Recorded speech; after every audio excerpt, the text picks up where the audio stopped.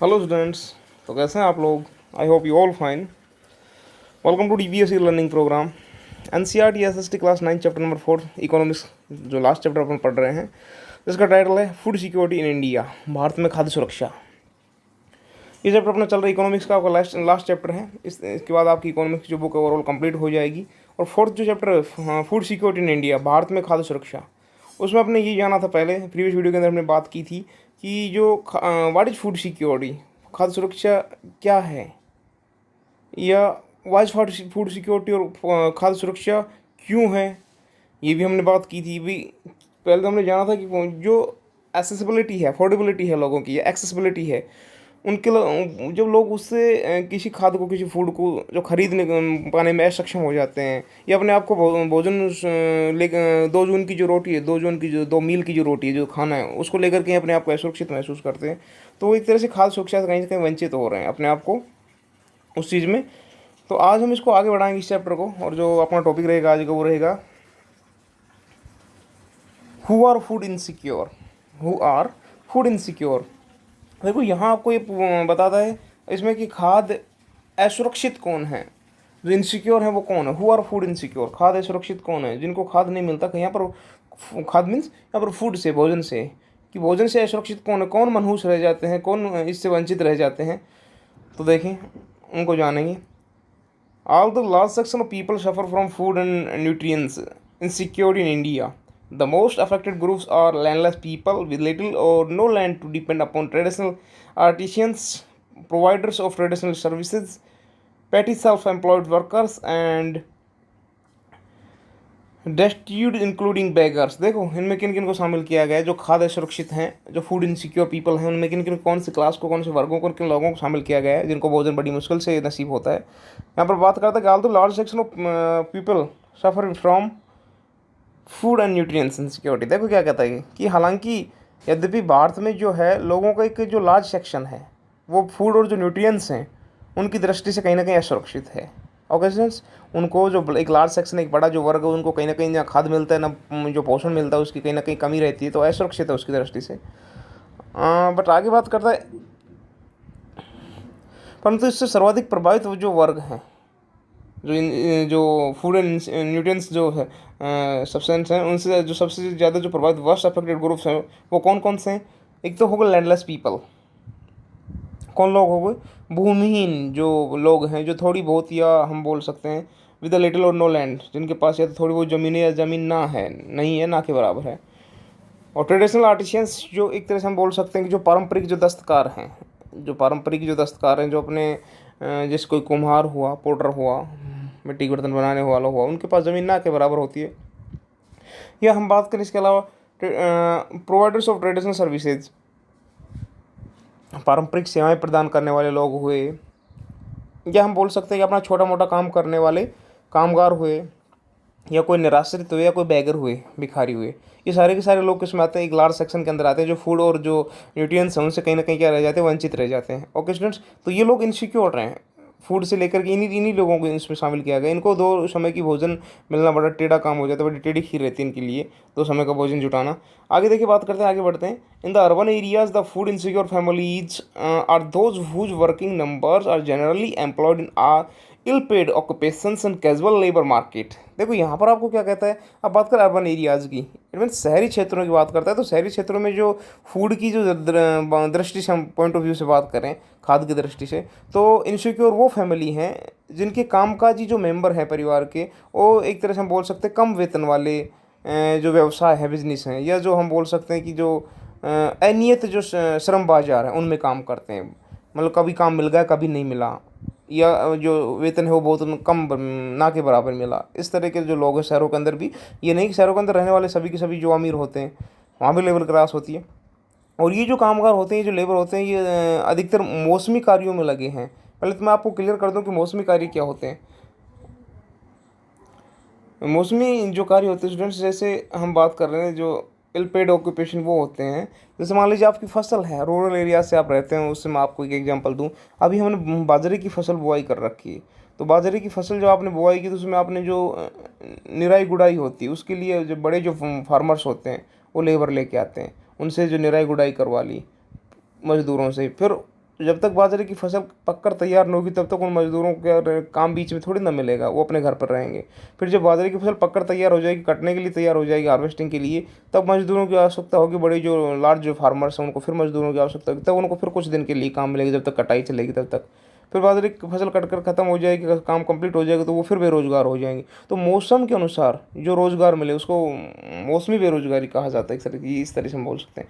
These workers are largely engage in seasonal activities and are paid very low wage that just ensure their survival। देखो आगे क्या कहता है कि ये हम एक तरह से बोल सकते हैं कि ये जो कामगार हैं ये अधिकतर कैसे कार्यों में लगे रहते हैं, सीजनल एक्टिविटीज, मौसमी कार्यों में लगे रहते हैं। और इनकी इतनी कम मजदूरी दी जाती है इनको कि वे मात्र अपने आप को अनश्योर बेयर सर्वाइवल, ये अपने आप को जीवित ही एक तरह से रख सकते हैं बस। इतनी कम मजदूरी इनको, एक तरह से ना के बराबर मजदूरी। क्योंकि यहाँ पर स्टोरी ऑफ रामू बताया गया है, यहाँ पर रामू की कहानी बताएगी, रामू के थ्रू आपको कुछ समझाने की कोशिश करेंगे। तो उसमें क्या बताया, तो आप ये तो जो सीजनल एक्टिविटीज है उनके उससे समझ गए आप क्या होता है। जैसे भी आप आपके खेतों में प्याज की बुआई होगी, गाजरों की बुआई होगी, तो इस समय लोगों को काम मिलेगा, रोजगार मिलेगा, मजदूरों को आप लेके आएंगे। लेकिन कुछ समय बाद वो फिर बेरोजगार हो जाएंगे, फिर उनको इंतजार करने पड़ेगा फसल पकने का, फसल कटने का, इस तरीके से। तो समय के अनुसार इनको, मौसम के अनुसार जो रोजगार मिले। ओके, अब देखिए क्या कहता है, स्टोरी ऑफ रामू, रामू की कहानी। Ramu works as a casual labour in agriculture in Raipur village. His eldest son Shomu, who is 10 years old, also works as pali to look after the cattle of the sarpanch और the village Satpal Singh. देखो क्या कहता है, रामू के through आपको क्या बताता है कि रामू जो नाम का व्यक्ति है ना, वो वर्क करता है एक कैजुअल लेबर के तौर पर, एक अनियमित जो श्रमिक है, मजदूर है एग्रीकल्चर के अंदर, खेती के अंदर। रायपुर गांव के अंदर रामू जो एक अनियमित जो मजदूर है उसके रूप में खेती में लगा हुआ है, काम में लगा हुआ है। कि इसका मतलब क्या हुआ कि उसको खेती में कभी काम मिल रहा है, कभी नहीं मिल रहा है, उसकी खुद की ज़मीन नहीं, या है तो उसके पास ना के बराबर ज़मीन बहुत कम है। हिज एल्डेस्ट सन, उसका जो सबसे बड़ा बेटा है जिसका नाम सोमू है, वो 10 साल का है। और वह भी कहता है कि जो गाँव का जो सरपंच है सतपाल सिंह, उसके पशुओं की जो देखभाल करने वाले जो एक तरह से जो होते हैं गडरी, जो पाली जिनको बोला जाता है, उसके रूप में काम करता है सोमू। सरपंच जो है सतपाल सिंह, उनके वहाँ पर काम करता है। कौन? जो रामू का बेटा 10 साल का सोमू। देखो 10 साल का है, उम्र बहुत कम है, गौर करो। आगे देखिए क्या कहता है, Somu is employed for the whole year by the sarpanch and is paid a sum of Rs 1000 for this work। अब देखो कितना कम मजदूरी इसको मिली होल ईयर के लिए, संपूर्ण पूरे साल। सोमू जो है सरपंच के यहाँ पूरे वर्ष काम करता है, फिर भी उससे जो हम बात करें जो उसकी पेमेंट की, उसके वेतन की, तो उसे काम के लिए सिर्फ 1000 रुपये मिलते हैं। तो बहुत ही ना के बराबर जो उसकी जो मजदूरी बनती है यहाँ पर वो दी जा रही है। आगे बढ़ते हैं, आगे देखिए क्या कहते हैं, Ramu has 3 more sons and 2 daughters but they are too young to work on the field. देखो रामू के, सोमू के अलावा 3 और बेटे और 2 बेटियां हैं, लेकिन वो बहुत छोटे हैं, अभी खेतों में काम करने लायक नहीं है। तो इसका मतलब 3 बेटे और 2 बेटियां, 5 और एक इनकी पत्नी, 6, एक खुद 7, एक बड़ा बेटा सोमू। तो इस तरह के 7-8 फैमिली मेम्बर हो गई। तो इनके लिए फैमिली को चलाना, सर्वाइव करना बहुत टेढ़ा काम हो रहा है। तो इसलिए बाप बेटो दोनों को हो सकता है, माँ को भी मजदूरी करनी पड़ रही हो कहीं ना कहीं। रोजगार इनको उसी हिसाब से मिलता है, सीजनल जो एक्टिविटीज़ होती है उसके अकॉर्डिंग गाँव के अंदर। आगे देखें क्या कहता है, लेकिन ये छोटे जो बेटा है और बेटियाँ खेतों में काम करने लायक नहीं है अभी। His wife Sunhari is also part time working as house cleaner for the livestock, removing and managing cow dung. देखो इसकी जो पत्नी है रामू की, सुनहरी, वो भी एक पार्ट टाइम हम बोल सकते हैं कि जो वर्किंग करती है, house cleaner for the live stock. जो लाइव स्टॉक क्या होते हैं, पशुधन, जो पशु होते हैं उनको साफ़ सफाई करने, घरों की साफ़ सफाई करने, ये जो मैनेजिंग काउ डंग या गाय भैंसों का जो गोबर उठाने का काम करती है। कौन? इनकी पत्नी Sunehri. She get half litre milk and some cooked food along with vegetables for her daily work. और उसको देखो इतना काम करने के बाद में इसको रोजाना क्या मिलता है बदले में, इस सब के लिए उसको आधा लीटर दूध मिलता है और कुछ पकी हुई जो cooked food along with vegetables for her daily work, कुछ पका हुआ खाना सब्जियों के साथ में इसको मिलता है। इतनी सारा दिन काम, इतना सारा काम करने के बाद उसको ये मात्र ये चीज़ें मिलती हैं। तो आप समझ पा रहे हो कितना बुरा हाल है। Besides she also works in the field along with her husband in the busy session and supplements his earnings. देखो क्या कहता है, जब व्यस्त जो मौसम आता है काम का, जैसे मान लीजिए कुछ फसल की कटाई, बुआई या कुछ और चल रहा हो, तो जो बिजी एक तरह से व्यस्त जो काम आता है, तो उसमें दोनों पति पत्नी लग करके क्या करते हैं, काम करते हैं खेतों में जा करके। और एंड सप्लीमेंट्स हिज अर्निंग्स, और जो इसकी अर्निंग होती है, जो कमाई होती है जो भी, उसमें क्या करते हैं, उसको सप्लीमेंट करते हैं, उसमें आमदनी बढ़ जाती है। इन दोनों को काम करने से दोनों की, इनकी जो आमदनी वो बढ़ती है। ओके, आगे बढ़ते देखिए क्या कहता है। Agriculture being a seasonal activity employees Ramu only during times of sowing, transplanting and harvesting. देखो तो आगे क्या कहता है, रामू जो है उसकी जो ये एक्टिविटी है एम्प्लॉय की, उसके जो रोज़गार की जो समय है एक तरह से हम बोल सकते हैं, तो कृषि जैसे कामों में हम बात करते हैं एक मौसमी कार्य है, और रामू को केवल जो बुआई है या पौधों की जो रुपाई है या फसल की जो हार्वेस्टिंग है, कटाई है, उसके समय काम मिलता है। और उसमें से मैं आगे बात करूँ तो देखो वो क्या आगे कहता है, he remains unemployed for about 4 months during the period of plant constellations and maturing in a year। देखो यहाँ पर क्या कहता है, अब बात वही आ जाती है निकल के सामने कि उसको रोज़गार तो मिलता है, लेकिन वर्ष में फसल तैयार होने और पकने तक की जो एक तरह से जो टाइमिंग होती है उसकी ड्यूरिंग लगभग जो 4 मंथ होते हैं उसमें वो अनएम्प्लॉयड रहता है, बेरोज़गार रहता है। मतलब फसल बुआई होगी जब रोज़गार मिला, और कटाई तक 3-4 महीने, कटाई तक जब रोज़गार मिलेगा उस समय उसको बीच को घर पर क्या बैठना पड़ता है, बेरोज़गार बैठना पड़ता है। तो ये कहीं ना कहीं उसके लिए ये किस में आते हैं, ये फूड इनसिक्योर में आ रहे हैं लोग, इनको खाद्य जो असुरक्षित उस वर्ग में आते हैं ये लोग, कहीं ना कहीं आप समझ पा रहे होंगे। तो बीच में इनको क्या करना पड़ेगा, देखो इनको काम की तलाश करनी पड़ेगी। तो ये क्या करेंगे, sometimes he get employment in, he looks for work से अदर एक्टिविटीज़। तो ये इधर उधर दूसरे कामों की तलाश करते थे, 3-4 महीने बेरोजगार बैठते हैं, खाद्य भोजन मिल नहीं पाता है, फूड इनसिक्योर हो जाते हैं। तो ये क्या करेंगे, sometimes he get employment in brick lying और in construction activities in the village. कभी कभार ये ईंट भट्टों पर काम करते हैं, फिर तो काम ढूंढते हैं, काम की तलाश करते हैं, या निर्माण का जो कोई मकान वगैरह बनते हैं उनके हम दिहाड़ी मजदूर के रूप में जाते हैं। By all his efforts, Ramu is able to earn enough either in cash or kind for him to buy essential for 2 square meals for his family। देखो अब यहाँ पर हम बोल सकते हैं कि इतने सारे एफर्ट्स करने के बाद में, इतने सारी कोशिश या प्रयास करने के बाद में रामू अपने इन प्रयासों से क्या करता है, कैश या फिर वस्तु के रूप में इतना कमा लेता है कि वो अपने जो फैमिली उसको 2 टाइम्स के इसके भोजन के लिए जो ज़रूरी चीज़ें हैं उनके लिए जुटा सके। ओके, आगे बात करते हैं। However during the days when he unable to get some work, he and his family really face difficulties and sometimes his small kids have to sleep without food। देखो इतना सब करने के बाद में भी कहता है he and his family really difficulties sometimes, कभी कभी उनके परिवार को बहुत डिफिकल्टीज का सामना करना पड़ता है। कई कभी उनके जो छोटे बच्चे होते हैं, स्मॉल जो किड्स होते हैं, उनको स्लिप विदाउट फूड, उनको बगैर भोजन के सोना पड़ता है, एक तरह से खाली उनको भूखे पेट सोना पड़ता है। कभी कभार इनकी स्थिति ऐसे बन जाती है। तो ये लोग किसमें इंक्लूड हुए, ये फूड इनसिक्योर में इंक्लूड है। ओके, आगे बढ़ते क्या कहता है, milk and vegetables are not a regular part of meals in the family. अब जाहिर सी बात है जब गरीब परिवार है तो उनके लिए दूध और जो सब्जियां हैं, इनकी नियमित जो खाना है, रोज़ का जो भोजन उसमें शामिल नहीं है। कभी दूध मिल जाता है सप्ताह में 1-2 बार, या कभी सब्जियां मिल जाती, नहीं तो डेली इनको नहीं मिल पाता, अफोर्ड नहीं कर पाते हैं ये। Ramu is food insecure during 4 months when he remains unemployed because of the seasonal nature of agriculture work। देखो स्टूडेंट्स यहाँ पर अब आप समझें, आपको स्टोरी का जो लास्ट में एक तरह से जो कंक्लूजन वो निकल के सामने आता है कि रामू जो है वो एग्रीकल्चर की जो कार्य हैं, और एग्रीकल्चर के जो कार्य होते हैं वो कैसे होते हैं, मौसमी नेचर के होते हैं, मौसमी सीजनल एक्टिव उस नेचर के होते हैं, मौसमी प्रकृति के होते हैं कि भाई खेती में आज काम मिल गया तो 3-4 महीने जब फसल पकेगी तभी काम मिलेगा। तो इस प्रकार रामू कृषि कार्य की जो मौसमी प्रकृति के कारण अपनी जो अनएम्प्लॉयमेंट है उसी के कारण 4 महीने एक तरह से हम बोल सकते हैं कि जो खाद्य की दृष्टि से क्या है, इनसिक्योर अपने आप से, फूड की उसके अकॉर्डिंग हम बात करते हैं। एग्रीकल्चर वर्क में जब 4 महीने बैठना पड़ता है तो फूड इनसिक्योर अपने आप को खाद्य सुरक्षित पाता है। तो इस तरह से आप समझ पाए होंगे कि जो हमने टॉपिक पढ़ा हुआ फूड इनसिक्योर, जो भोजन जो या खाद्य जो है सुरक्षित है वो कौन है। तो आप समझ पा रहे होंगे कौन लोग जो हैं वो खाद्य सुरक्षित में इंक्लूड किए गए हैं, जिस तरह रामू के थ्रू आपको बताया गया है। ओके फ्रेंड्स, यहाँ तक क्लियर हो, आई होप यू अंडरस्टैंड। आगे एक ऐसी ही कहानी दिखाई गई स्टोरी ऑफ अहमद की। तो अहमद के बारे में बताया गया, अहमद क्या कुछ करता है वो देखते हैं क्या कहता है। अहमद की कहानी में क्या आता है, तो अहमद जे रिक्शा पुलर इन बेंगलोर। अब देखो यहाँ पर क्या बताता है आपको, ये तो आप समझ ही गए होंगे कि भाई जो कृषि एक मौसमी क्रिया है, एक एक्टिविटी है, और रामू को लगभग हम बात करें 4 महीने बेरोजगार रहना पड़ता है। क्यों रहना पड़ता है, ये सारी चीज़ें आप चर्चा कर सकते हैं। अहमद की कहानी की हम बात करें, स्टोरी ऑफ अहमद की बात करें, तो अहमद जो एक रिक्शा पुलर है बेंगलोर के अंदर, बेंगलोर में रिक्शा चलाता है। और उसके आगे हम बात करते हैं, he has shifted from Jhumri Telaiya along with his 3 brothers and 2 sisters and old parents. देखो अब ये कहाँ से कहाँ शिफ्ट हुए हैं, अहमद जो है वो अपने 3 भाइयों और 2 बहन जो 2 सिस्टर्स और जो बूढ़ी जो इसके ओल्ड जो पेरेंट्स है, बूढ़ी माँ बाप के साथ झुमरी तलैया से आया है, और वो बेंगलोर में शिफ्ट हुआ है। वह किस में रहता है, हम बात करें तो जाहिर सी बात है बेंगलोर में शिफ्ट हुआ तो कुछ स्लम्स में रहता है। स्टेज इन झुग्गी, वह स्लम्स जो शहरों के अंदर झुग्गी झोंपड़ियाँ होती हैं सड़क के किनारे, गंदी जो बस्ती हैं एक तरह से, जिनके बेचारों जो बेचारी जो खाना उनको 2 समय को एक तरह से हम बोल सकते हैं नसीब नहीं होता, तो झुग्गी में रहता है। और उसकी फैमिली की बात करें तो इसकी जो ऑल जो मेंबर हैं जो फैमिली की, वो क्या करते हैं, उनका ये क्या करता है, एक तरह से पालन पोषण करता है। कैसे? रिक्शा चलाने से। ये रिक्शा चलाता है और जो कमाता है उससे उसके परिवार को पालता है।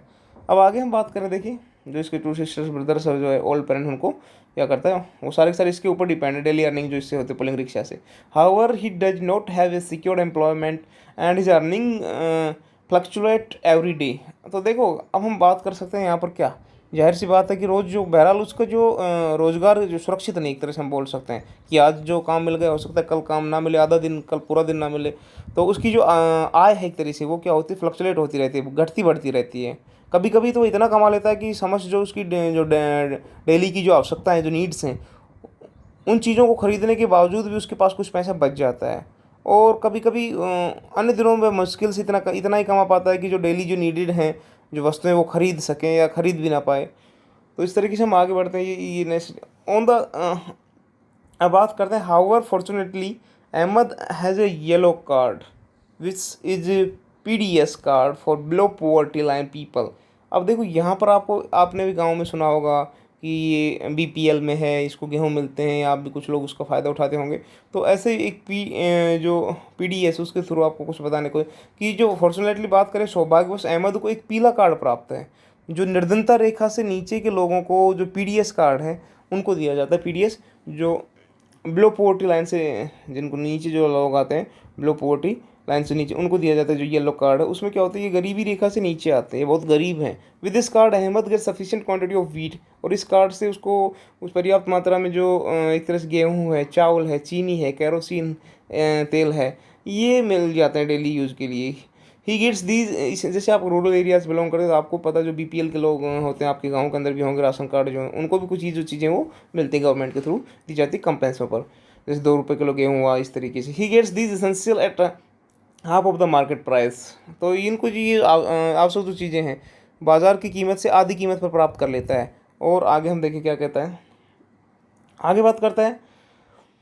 He purchases his monthly stock during a particular day when the ration shop is open for below poverty people। और क्या होता है कि जब मान लीजिए महीने भर का जो राशन है उसको, वह अपना जो महीने भर का जो भंडार है उसे एक विशेष दिन, जो स्पेशल दिन है वो उसको खरीदता है। और वो दिन का होता है जिस दिन जो निर्धनता रेखा से नीचे के लोगों के लिए जब जिस दिन राशन बांटा जाता है पीला कार्ड देख करके, तो उस दिन जाता है। एक दिन जब महीने के अंदर जो उसका दुकान वो खुलती है, निर्धनता रेखा से, जो गरीबी रेखा से नीचे जो लोग जी रहे हैं उनके लिए जो कम रुपए में जो सरकार के द्वारा जो राशन बांटा है उससे वो अपना 1 महीने भर का वहाँ से स्टॉक कर लेता है। ओके, आगे बढ़ते हैं, देखिए क्या कहते हैं। तो आप समझ पा रहे हैं स्टोरी के थ्रू, अलग अलग दुकानें रामू की और अहमद की।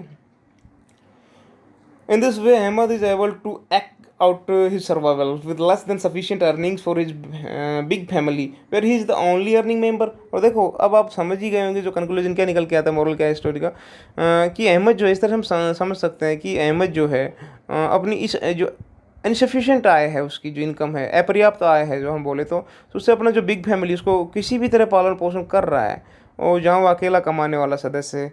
तो इस तरह से इसके साथ जो अहमद के साथ में ये प्रॉब्लम है, ये पोवर्टी लाइन से नीचे जी रहा है, इसके साथ में इसको भोजन, जैसे रामू के लिए दिक्कत है ऐसे इसके लिए भी दिक्कत है।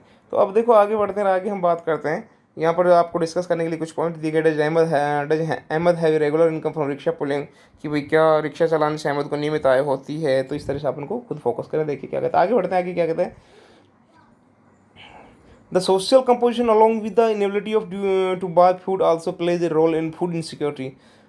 The SCs, STs and some sections of the OBC lower castes among them who have either poor land base or very low land productivity are prone to food insecurity। देखो स्टूडेंट्स यहाँ पर आपको क्या समझाता है आगे, कि हम आगे बढ़े तो देखो क्या कहता है ये, कि भाई जो खाद्य पदार्थ खरीदने में जो लोग एक तरह से असमर्थ होते हैं, या असमर्थता के साथ जो जिनकी सोशल जो स्ट्रक्चर है जिन लोगों की, वो जो खाद्य की दृष्टि से अपने आप को इनसिक्योर फील करते हैं।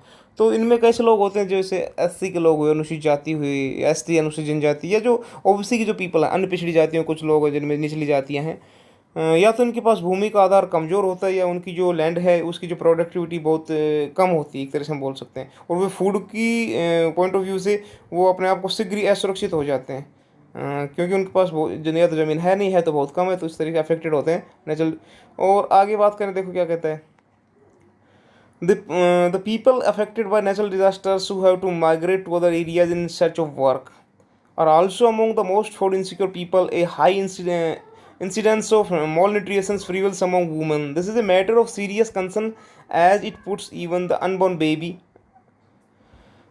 at the risk of malnutrition. A large proportion of pregnant and nursing mothers and children under the age of 5 years constitute an important segment of the food insecure of population. देखो sir, यहाँ पर आपको जो बात बताता है वो कुछ अच्छी बातें आपके लिए हैं। उनमें देखिए क्या कहता है। अब ये लोग हमने पढ़ ली, जान ली कि प्रभावित होते हैं कहीं ना कहीं। तो ये लोग जो खाद्य की दृष्टि से सर्वाधिक अपने आप को इनसिक्योर होते हैं, जो भी नेचुरल जो डिजास्टर होती है, प्राकृतिक जो आपदाएं होती हैं उनसे अफेक्टेड होते हैं, और इन्हें काम की तलाश में दूसरी जगह जाना पड़ता है एक तरह से। और बात करें हम कुपोषण से सबसे अधिक जो बात करें तो जो वुमेन्स हैं वो अफेक्टेड होती हैं। ये एक तरह से गंभीर चिंता का एक तरह से विषय है, क्योंकि स्टूडेंट्स हम समझ सकते हैं कि इसमें जो अनबोर्न बेबी है, जो एजन में बच्चों को भी कुपोषण का खतरा रहता है, जो माँ की कोख में पल रहे होते हैं उनको, क्योंकि जो माँ को खाना जो है वो सही तरीके से नहीं मिलेगा, तो जो बेबी है जिन्होंने बॉर्न भी नहीं हुए उनको भी खतरा रहता है। और जो फूड इनसिक्योरिटी से जो ग्रस्त आबादी है पॉपुलेशन का एक जो बड़ा भाग, उसमें जो प्रेग्नेंट जो वुमेंस हैं तथा दूध पिला रही जो माएँ हैं एक तरह से हम बोल सकते हैं, या हम बोले तो 5 वर्ष से कम की उम्र के जो बच्चे हैं उनको कहीं ना कहीं खतरा है। तो एक तरह से हम देख सकते हैं कि देश के जो कुछ क्षेत्र एरियाज हैं वो आर्थिक रूप से पिछड़े राज्य हैं, जहाँ गरीबी कहीं अधिक है, बहुत ज़्यादा गरीबी है उनके अंदर। और यहाँ पर दिखाया गया कि according to national health and family survey NHFS 1998-99 the number of such womens and children approximately 11 crore. देखो, राष्ट्रीय स्वास्थ्य एवं पारिवारिक सर्वेक्षण जो था 1998 में उसने एक सर्वे किया, उसमें पता लगा कि भारत में ऐसी महिलाओं और ऐसे बच्चों की संख्या लगभग कितनी है जिनके साथ ये हालात बने हुए, वो 11 करोड़ के आसपास ही बात है 1998-99 की। The food insecure people are disproportionately large in some regions of the country, such as economically backward states with high incidence of poverty, tribal and remote areas, regions more prone on natural disasters, etc.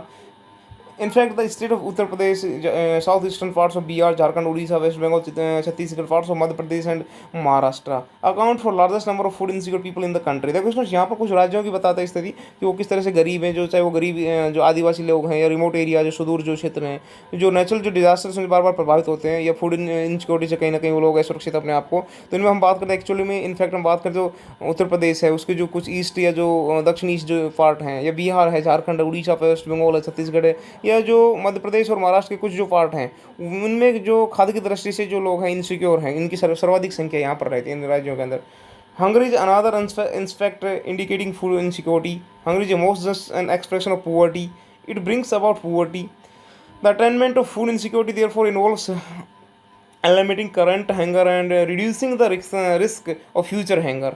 Hunger has chronic and seasonal dimensions. देखो इसमें सब आपको क्या बताता है कि भुखमरी जो है एक तरीके से हम बोल सकते हैं कि भुखमरी खाद्य की दृष्टि से असुरक्षा को कहीं ना कहीं क्या करती है, इंडिकेट करती है। और ये दूसरा पहलू भी है।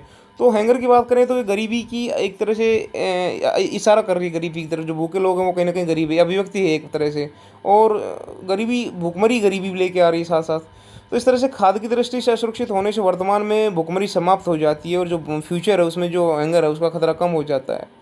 भुखमरी की जो लंबे और जो सीजनल जो डायमेंशन होते हैं एक तरह से हम बोल सकते हैं, और जो लंबे लॉन्ग समय के लिए जो भुखमरी मात्रा एवं गुणवत्ता के आधार पर जो लोगों को भोजन मिलना चाहिए वो नहीं मिल पाता, इसलिए गरीबी बनी रहती है।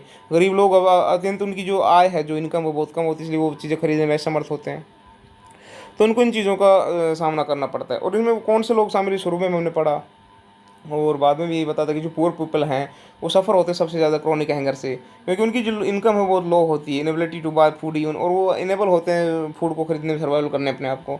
तो इस तरह से इनमें जो एग्रीकल्चर एक्टिविटीज़ के अंदर जो लोग इंक्लूड लगे हुए हैं, एंगेज हैं सीजनल नेचर के अंदर, मौसमी जो प्रकृति है कृषि गतिविधियों की, इस तरह से इसमें ये लोग काफ़ी हैंगर से कहीं ना कहीं इनको संपूर्ण जो एंटायर ईयर जो खाना नहीं मिल पाता है, तो ये दिक्कत होती है। पिक्चर 4.3 इसको भी देखेंगे। पंजाब का जो एक किसान है, कैसे HYV प्रकारों वाले जो गेहूँ हैं उनकी खेती के सामने जिस प्रकार है, ये बाद में ये जो हरित क्रांति है उसके बाद में खेती बढ़ी, उसके बाद की बातें। तो इस तरह से हम देख सकते हैं किस तरह से ये हंगर का जो रेशो दिया गया 4.12 के थ्रू, और ग्रीन रेवोल्यूशन क्रांति कैसे आई इंडिया के अंदर। तो ये सारी बातें करेंगे नेक्स्ट वीडियो के अंदर। आज की वीडियो में इतना ही, कल मिलते हैं एक नई वीडियो में एक नए टॉपिक के साथ। तब तक के लिए गुड बाय।